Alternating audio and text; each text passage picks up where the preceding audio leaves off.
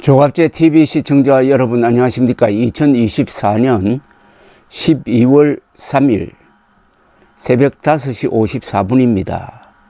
지난주 발표된 한국갤럽 주간 여론조사에서 이상한 이 수치의 흐름을 제가 발견을 했습니다. 윤석열 대통령 국정 긍정률은 19%였습니다. 부정률은 72%였습니다. 그런데 의료 대란으로 아프면은 제대로 치료를 받을 수 있을까라는 불안감이 있느냐라고 물었더니 19%는 그런 걱정 안 한다고 했습니다. 그런데 79%는 그런 불안감이 있다라고 했습니다. 말하자면 진료 불안감이 79%나 된다는 이야기입니다. 또 있습니다. 의료 사태에 대하여 정부가 잘하고 있느냐 못하고 있느냐라고 물었더니 18%는 잘하고 있다라고 대답을 했습니다. 그리고 66%는 정부가 잘못 대응하고 있다라고 대답을 했습니다. 그러니까 윤석열 대통령 국정 긍정률 19%, 아파도 걱정 안 한다 19%, 정부가 잘하고 있다 18%. 이 숫자가 거의 비슷하지 않습니까? 그러니까 세 항목의 긍정과 부정이 19대 72, 19대 79, 그리고 18대 66 이렇게 나옵니다. 이건 뭐냐 하면은 국민들이 의료 사태를 기준으로 해가지고 윤석열 대통령이 국정을 잘한다 못한다를 평가하고 있다는 이야기입니다.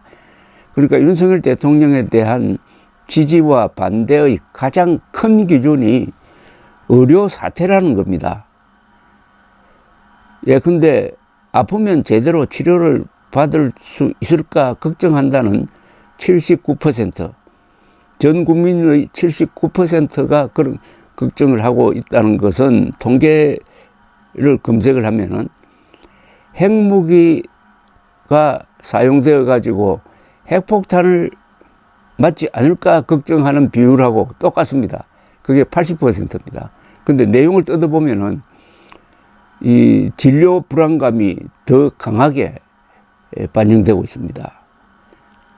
지금 그러니까 무슨 말이냐 하면요, 가장 많은 한국인들에게 가장 심각한 불안감을 드리우고 있는 것은 김건희 문제도 이재명 재판도 그리고 국회 파행도 아닌 의료 대란임을 보여주고 있습니다. 인명 손실 측면에서 한국전 이후 가장 큰 사건이 지금 터지고 있는 것이고, 윤석열 대통령은 그런 면에서는 김일성과 지금 경쟁 중입니다. 이걸 가지고 조금 더 깊게 한번 들어가 보겠습니다. 그런데 윤석열, 한동훈, 국민의힘은 의료 대란이 없는 것처럼 지금 애써 외면하고 있습니다. 의정협의체가 이틀 전에 와야 되었는데도 애석해야 하는 것 같지가 않아요. 시간이 흐르면 자연 치유가 될 것이라고 생각하는 모양입니다. 이걸 이런 식으로 비유하면 어떨까요? 10층 집에 불이 났는데 아래로부터 6층까지 다 들어가도 나는 10층에 사니까 라면서 탈출 계획을 세우지 않고 있는 미련한 가장을 연상시킵니다.